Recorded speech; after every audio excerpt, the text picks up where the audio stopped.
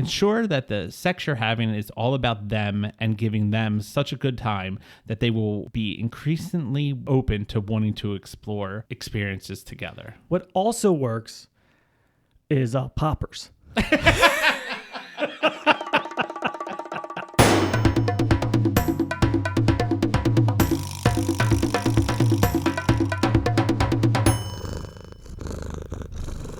Hey, everybody, this is Inappropriate, Baltimore's best podcast. I'm Jim. I'm Steve. Steve, I can't wait anymore.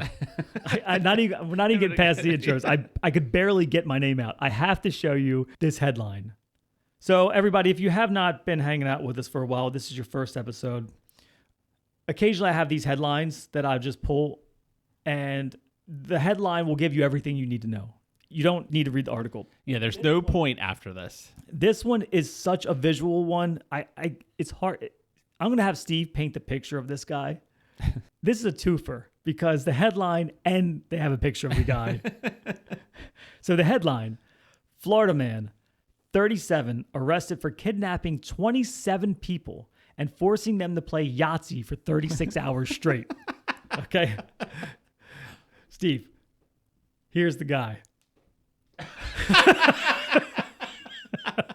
He looks like Beaker from the Muppets. Yes. So this guy has fire orange hair. There's no hairstyle. It's just growing. He is burnt to a crisp. Yeah, he was probably out in the sun for like 20 minutes. He's got the biggest blonde eyebrows. He's got to be the funniest looking person I've ever seen. He legit looks like fucking Beaker, and he is so pissed off in his mugshot that it is almost cartoonish. Some of these headlines I don't post on our socials. Find us Inappropriate Jim Steve on Facebook and Instagram, and I will post this. It'll be there Wednesday morning. Yeah. So just go to our socials and you're just gonna get a laugh. You don't need this guy. Fuck this guy. So this guy kidnaps you and brings you into his house. Do you think you're more or less dead when he starts saying that he wants you to play Yahtzee? Well, I think I'm less dead when I go in and I'm the 27th person in the room. He's like, the loser dies. I tell you, that'd be the best fucking Yahtzee game I ever played, boy. I'd be rolling them dice. Dude, I'd roll those bones. So.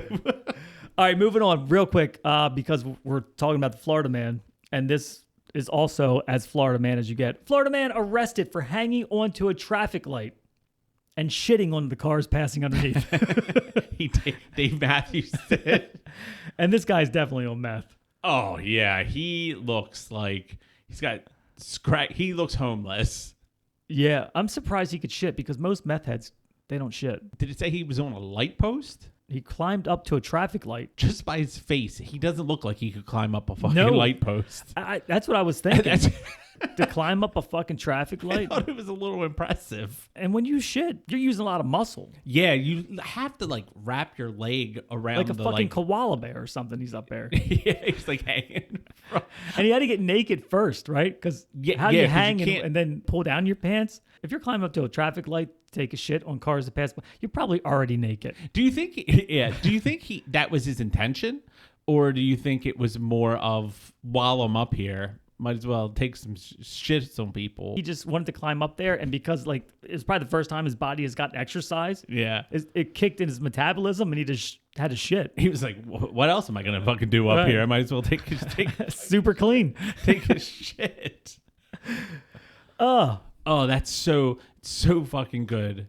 Speaking of shit, I'm gonna fuck this word up. Heimscheißer. It's German. It's a German Sounds word. like have you Heimscheißer. It's good. That's pretty good German. Heimscheißer. I think that's exactly how you pronounce it. Sound angry. It's a German word, and it means someone who is unable to poop outside the comforts of their own home. It literally means home shitter. Do you know, like, all German words are just very literal. Yeah, it's just a description of what it is. That's why they're so fucking long. I'm not fond of shitting elsewhere, but as I got older, you kind of do what you got to do. They probably don't go far from their house because they're true. like I gotta go to this. You know, There's one public place that I not only don't mind pooping at, I almost look forward to it. Is it Nordstrom's? So oddly specific. A casino. Oh, that is a correct statement. Okay. Casino bathrooms are very nice. And they have like individual stalls. Like the door goes all the way down. Mm-hmm. They're normally noisy. And like when you go into casino, there's that energy of like, today might be the day, right? Yeah. Like today I'm going to hit the fucking jackpot. It kind of gets the gears You got going. the air, whatever the circulated They're pumping air. something in there. Yeah. And then you go in the bathroom and it's like, I don't know.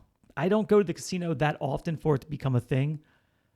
But if I'm out at a public place, if I happen to be at a casino, I don't mind if you get the feeling in the stomach. You know? Yeah. When I had season tickets to the Ravens, when I tailgated every week, once the casino was built, I would purposely not take a shit at home so that I could go take a shit at the casino because the bathroom was nice. So I didn't mind it at all. Right. And it would give me a reason to walk past the table so that I could be like, throw a couple bucks on something. Oh, shit. And I could not wait. I'd be like, oh, it's coming. And then I get down, like the fucking Uber would drop me off. I'd go crack a beer, have everything, and I'll be like, be right back, be back, guys. boys. Gotta walk across the street to the casino. That that brings me to the worst place. Have you ever had a poop during a Ravens game? And if you ever been at probably most stadiums, but Ravens Stadium in particular, for the men's bathrooms anyway, of course they have 20 urinals. Yeah. You're touching hip to hip. Sometimes they're in like a cubby hole, and they're like urinals all the way around, and there's like one entrance in and out of the fucking... Yes.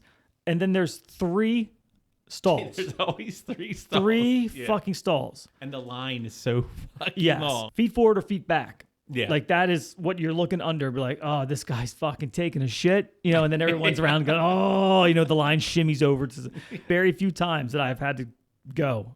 I tell the guy around me, like, sorry, bro. It's going to be number 2.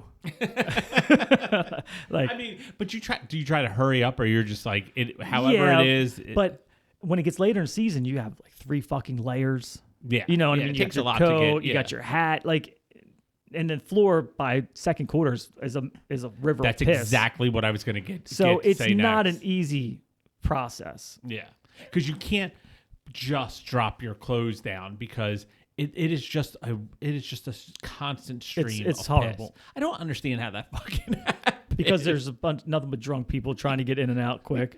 All right, moving on. Let's start this show. I saw this, and I'm thinking sometimes people admit something like pooping at a casino that nobody asked for, right? It's Just like what that's just like said. 70% of this show. Yes. I think there could be no truer words for this Baywatch star. He was on a podcast. Nobody asked this question. This gentleman's name is Jeremy Jackson, and you don't know the name. He played David Hasselhoff's son on Baywatch. Oh, so okay. he was a young child Yeah. during. Oh, okay. He played David Hasselhoff's son on Baywatch. He admitted to breaking into his castmates' trailers and sniffing their bathing suits. Like unwarranted. He just came out with it. Like it's been gnawing at him for 30 years. And he decided, like, on a fucking podcast. Yeah, I don't know if he just thought it was going to be quippy and funny. Yeah, that's like the worst. I don't know. Maybe he was a teenage boy Yeah. breaking into Pamela Anderson's trailer and sniffing her bathing suit. Yeah. Batman couldn't beat that out of me. That's one of those things you take to the grave. Take to the fucking grave. Because there's no good outcome no. of saying No, it. you got away with it. Take the win. Because now he's an adult. He was a curious teenager surrounded by arguably the hottest chicks known to man at that time. Okay. You did something a little weird. Probably not out of the norm of a teenager's thought. He just did it. Yeah. Got away with it. Take the W. yeah. You won. Checkmate, bitch. Right. Because now, as like a 35-year-old or 40-year-old dude, now he's like the weird panty sniffer dude. Yeah. And now it's creepy. Yeah. And the fact that like now, like however long it's been, like it's like top moment of my life. Right. This was when I was 13. I don't understand it. Yeah, he did, I understand. He won. I just don't understand. Yeah, he won. Yeah. He won. He did not need to fucking show it. Can I boost you up a little bit, Steve? Can I and for our listeners, particularly, well, no, actually all of our listeners. This is not a male or female thing, but occasionally you don't always feel like attractive, right? Like, especially on social media, you see just gorgeous people all the time. Yeah. And you go, I got a couple extra pounds, this or that, whatever.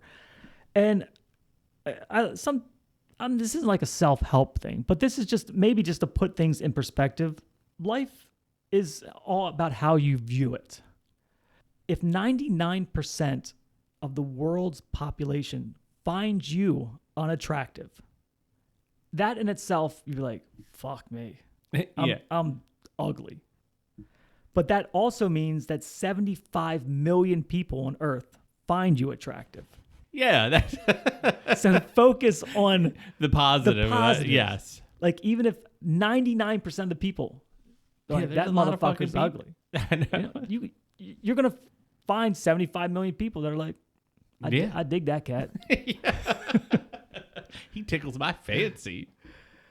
Also, all the beauty online that makes us all feel like shit, and all the influencers and all the things. Yeah.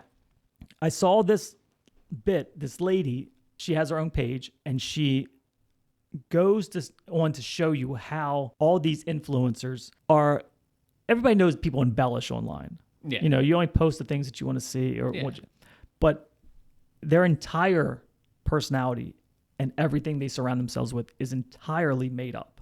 100% false. And what I mean by that is you always see these kids that are like driving Lamborghinis. They're at this fucking mansion in California. They're got Gucci bags. They're dressed to the hills. Yeah. Like, all their posts, and she shows how there are houses specifically designed to rent out by the hour. These mega mansions that you can rent out for like $500 an hour. Then there's clothing, like all high-end designer clothes that you can rent by the day. They rent these clothes. They get like 10, 12 outfits. They rent this house in the hills with pools and fucking mansions for an hour.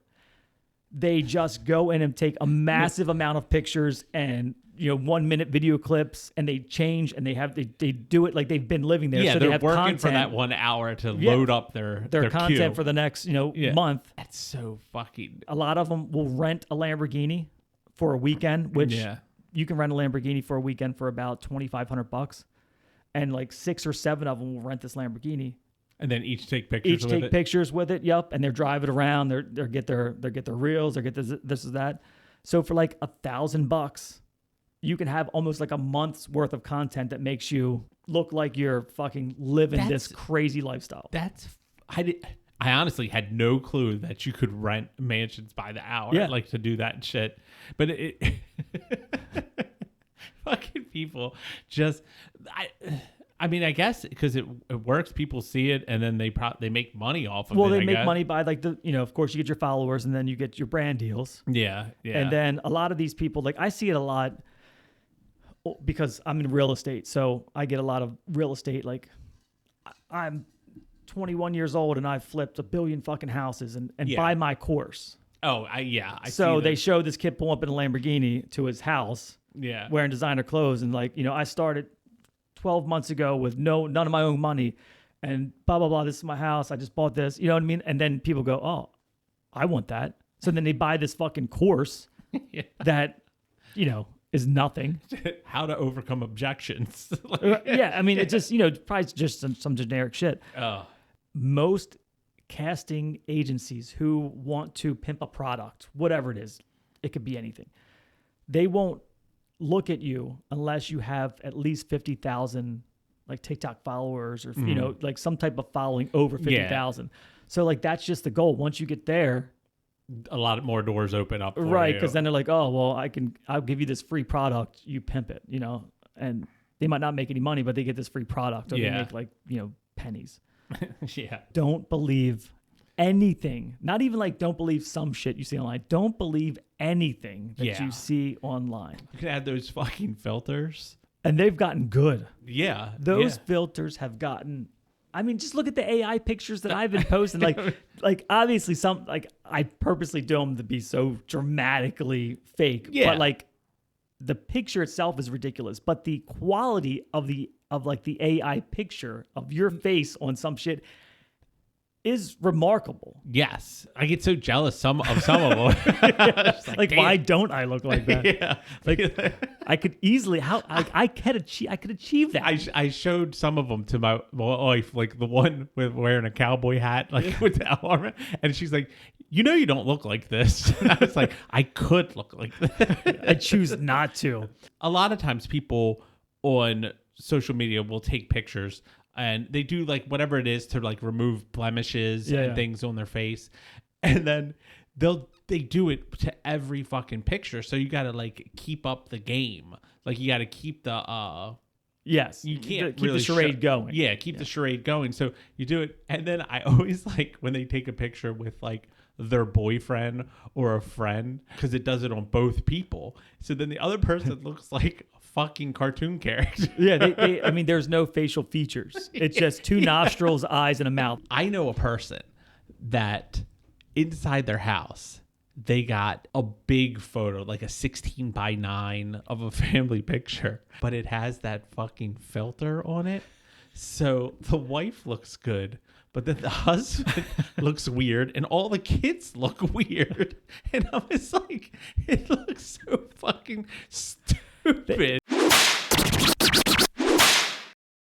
A person posted a thread and it said, "Women who gave the nice guy a chance and how it ended." Oh, so it was saying if for any woman who was given the nice guy a chance. Yeah, what happened in that relationship. Like where you at now? Yeah. Kind of thing. And I was like, oh, well, that. I mean, let me read some of these to see what happens. Now, before we get into it, would you consider yourself a nice guy? I think for the most part, yeah, but I'm kind of like I have dickish qualities. I think I'm right there with you. So it's just like I'm not these people. When I think of nice guy, if I was going to hang out and you like Han, you're like, oh yeah, Han's a nice guy. Yeah. I think dude's cool. Yes. Friend material, hang out. Yeah. But when women say nice guy, I feel like it's a negative connotation to that, as like he's a pushover. I agree. It's kind of like when they say it, it's kind of like how women are attracted to bad boys. Yeah. They're equally as unattracted to nice guys. Yes. I'll get into it because he seemed a bit shy, goofy, smart, and generally kind. And then he approached me, so I agreed to go out with him, and we hit it off at first. Deep, meaningful conversations about our personal challenges, him quickly meeting my friends, and me being the first person he contacted after a family emergency. One day, he was on Tinder in the bed next to me, and when I called him on it, he said dating me had made me realize that he needed more confidence and experience with women, and thus needed to date a lot more different people. But he only had sex with them at their houses, so obviously I was his number one. I freaked out, cried, broke things off. He called me the next day to casually ask me out to the new Hunger Games movie. I got an STD screening the next week. He harassed me at work for the next 6 months. But that's the nice guy? That was the nice guy. He went out bowling with his friends and then came home, and he complained to me that it was the first time in his life a hot girl hit on him while he was out. And he was unlucky enough to actually have a girlfriend. He seemed genuinely sad and had to turn her down and expected me to be grateful for what he did. So my definition of nice guy is completely off. I mean, that guy's got balls of fucking steel. Yeah. God damn it, I'm with somebody, and you should be grateful I didn't cheat on you. I got a fucking goon at home. Goon. Went on a brilliant date. I had the best time. He came back to my house because he couldn't get a taxi. I put him on the sofa, and then he came into the room that night and tried to have sex with me. I pretended to be asleep, hoping he'd stop. I didn't read this one. He fell asleep with his hands on my boobs and his hard on my back. And then in the morning, he left and never spoke to me again. I mean, you could take that two different ways. That guy does not get a pass. However, they go home, they're both drunk. He's too drunk at first, wakes up, realizes he's at maybe her house. Yeah. Thinks maybe he just passed out on the couch and she wanted to have sex. So he goes into the room thinking It was her fault. that he's going to pick up where maybe they left off, and then was too drunk, fell asleep with his hands on her boobs and copping a feel, or he realized that she's asleep. It's awful that she just was like, my move for this is just to play dead. Like play possum. Yeah, that is it's a unfortunate thing that I feel like a lot of women would do. Yeah. Not all. Yeah. But I feel like probably a higher percentage of women would play possum, hoping that the bear leaves them alone. You know what I mean? Yeah. Just like hope. Right. Well, as opposed to like rolling over like, dude, ain't gonna happen. yeah. He didn't wash his foreskin properly. Oh. I nearly threw up when trying to perform certain acts. God. 1 out of 10 would not repeat. There's a lot of words that gross people out. Yeah. Moist being one of them. Yeah. You and I discussed, I think last week, cunt. Yes. Is a word that we both think. Do you know what I'm getting ready to say? No. Oh, that's stuff that forms like Dick, duck butter, dick cheese. schmega.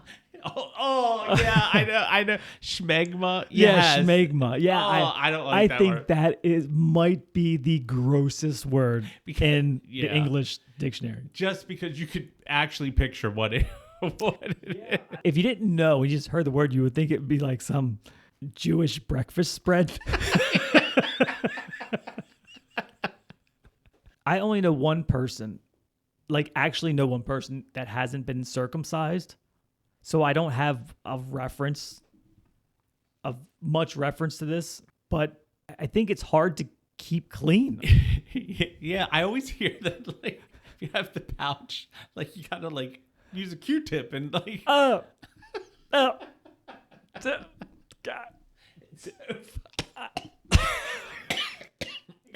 The idea to circumcise seems barbaric. Yeah. I don't spend much time thinking about uncircumcised penises, but obviously there's a reason. With my boys, I was like, I don't want you to have a dick that looks drippy. Nobody wants a drippy dick. As an adult, would you, because you can get it done, I think, anytime. Yeah. I mean, Christ, you can get anything done. But so would you, as an adult, get circumcised? Probably not. Because you went through so much. If I don't know, because the only reason to do it, other than let's say health things aside, you're only really worried about do women find it? Do women have an opinion on it? Do they not find it attractive? Or I think there's a general consensus that it's gross if you have it. That a uncircumcised penis is not as appealing as a circumcised penis. Yeah, and that's what I would think as well. So, but it would be tough because you're getting your shit cut. If a woman, you're getting it hard, Yeah, and she sticks her tongue in the little rim, and there's stuff in there, fucking belly button. Oh God, so fucking gross. It's horrible. But I think if I was married, children, and I wasn't circumcised, I'd probably just say fuck it. But if I was single as an adult, you know damn well that, at least if you live in America, you've probably had a run-in with a female at least once that has been unfavorable. When you dropped your drawer, she did a like little step back, like a little wince or a little, and I think that would be all it would take for me.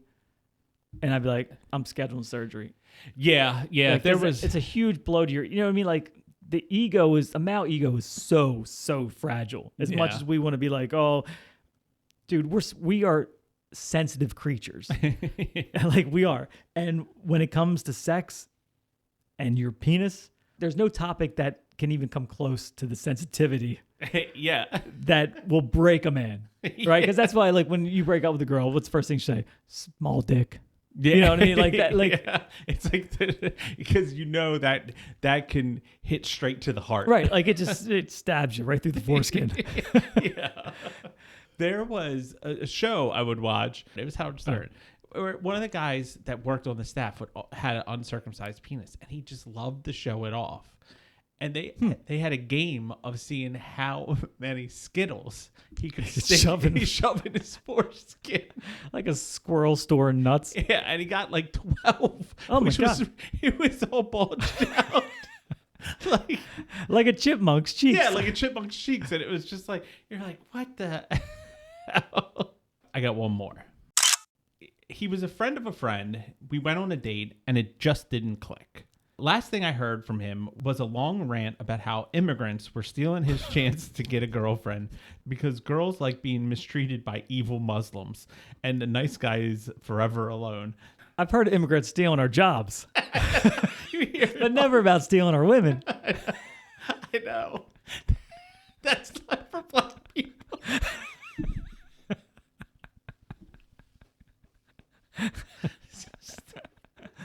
Different strokes for different folks. You don't mesh well with everyone.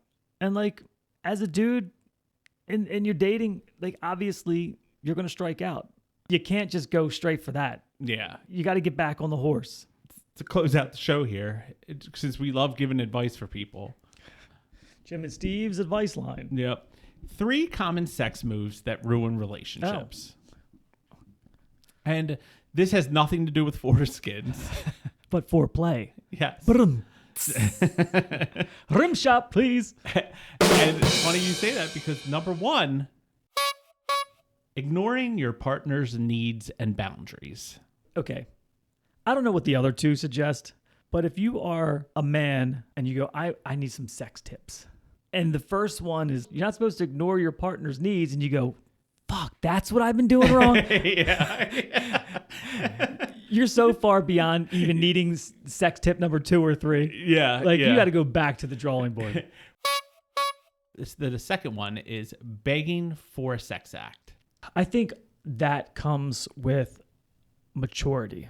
From a woman's perspective, if you're always asking, then she can see it as begging. Yeah. Or like if she's like, I'm not in the mood, and then you start pouting. This says, men want anal sex, but you don't get to have anal sex when your partner doesn't want to try it. You also don't get it by begging her, insisting everybody else is doing it, or sending her porn videos. Anal is... That's not a thing. Like, if your chick's into it, she's into it. If she's not, she's not. If your chick can't do anal, like, you're not going to send her some porn star taking a fucking baseball bat in the ass and her go, oh, okay. Yeah, like the instant thought process is I'm going to send it to her. It's going to turn her on as much as it turns me on. And then she'll want to do it.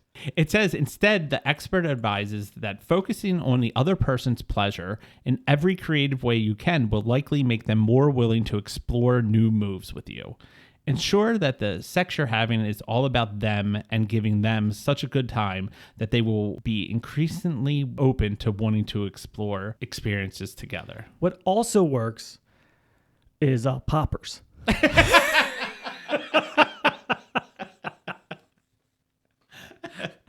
I mean, I'm sure. A little amyl nitrate. For Yeah. It was big back in like the 80s. Yeah. The drug was amyl nitrate, but I just don't know what it does. But that's what like Hannibal gave the guy when he's for dinner, when he cut off his brain. Off his head? Like Yeah. he gave him poppers. Oh, really? Yeah. Wow. And I don't know. It's like a drug that's not used anymore, probably for good.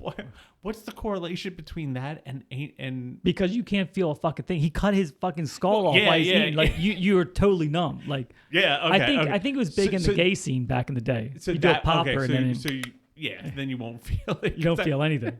Because I was like, what, you take it, then all of a sudden you can either get your head cut off or do you really want to get pounded in the ass?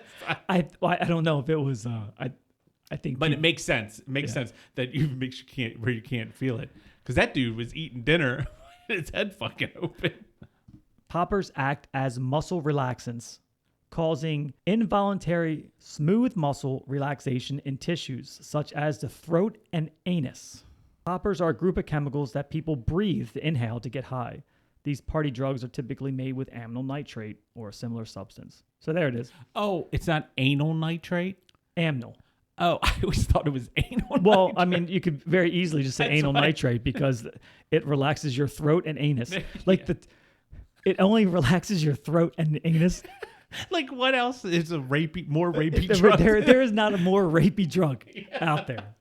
You would, like, if it's like, hey, honey, you want to try some poppers tonight or some amyl Puddin' nitrate? Pops? What's it? I was trying to make a Bill Cosby joke earlier. I was trying to go down that road. I was like, oh, Puddin' Pops. Where do you get those? I don't know. Can you imagine going to a club now and go, got any poppers? Yeah. They would look at you like, what the fuck's wrong with you? All right, let's end the show on the last one. All right, the last one is thinking there's a right way to have sex. Although there is definitely something wrong, there are definitely some wrong ways to having sex, like poppers. There's not necessarily a correct one. One of the biggest mistakes people might make in the bedroom is thinking that there's a right way to have sex. I think this kind of goes out of people's minds as they get older, because you realize you like what you like. Well, you get settled, especially if you're with the same partner. You know what they like, they know what you like. The downside of that is you could easily fall into a routine if one of you doesn't spice it up. It's easy to get caught off guard worrying about your performance or whether you're doing something wrong. But it says, remember, sex is all about the connection and pleasure. Which I was like, all right. But I always think about, man, how Sting does that like tantric stuff. Sting, yeah. I'm going pulling away. The wrestler? No, Sting. He does it and it lasts hours. Yeah. Like 4 hours. I haven't ejaculated in 11 weeks. Like if somebody was like, I want to do this and it's going to be like 5 hours. I've had a 3.5 hour orgasm. Yeah, be like, fucking football is coming on. Respect my boundaries. If anyone tells you that they practice tantric sex, immediately you know that person's an asshole. They're just a douchebag. Yeah. There's no reason. And all it is like fucking like shaking in front of the other person. Like soaking. Not soaking. I don't even know if there's penetration with it. If I told my wife I'm gonna bang her for 3.5 hours, she won't let me have sex at all. I'll be by myself because she ain't gonna have that. She doesn't want any of that. I'll see you in 4 hours. We got Netflix shows to watch. Yeah, there's limited time. We have kids and jobs. Of course, Sting does it because he's fucking rich and doesn't have anything to do all day. Fucking living off of. Sting is surrounded by people who just tell him every thought is great. Yeah, yeah. And people are willing to put up with the bullshit. Yeah. I'm a regular Joe. ain't nobody put up with my bullshit. Yeah. 3.5 hours sex. Get the fuck out of here. I don't have fucking time for that. I don't even want 3.5 hours sex to myself. Yeah. I wouldn't subject my wife to that. Because it starts at like, oh no. All right, guys.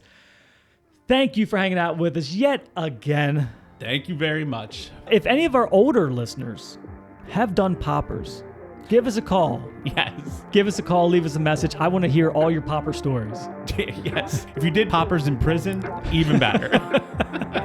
For Baltimore's best podcast, Inappropriate, I'm Jim. And I'm Steve. And we hope to see you next week.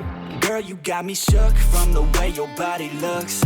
Got me riding hooks, got me feeling like a rook. I don't do it by the book, but for you I'll take a look. Don't know what your mama took, sweet and spicy like a cook, yeah. I'll keep it real, let's make a deal. Buy you a meal if you just let me feel. Get out your heels, grab on the wheel. Back to my place at the top of the hill. Don't have regrets, I know what's next. She need a fresh, I'll be back in a sec. Look at them legs, don't make me beg. Back to the room, let me show you my bed. Yeah, your body feels like taking on a drug. You got me feeling good, yeah, you got me feeling numb.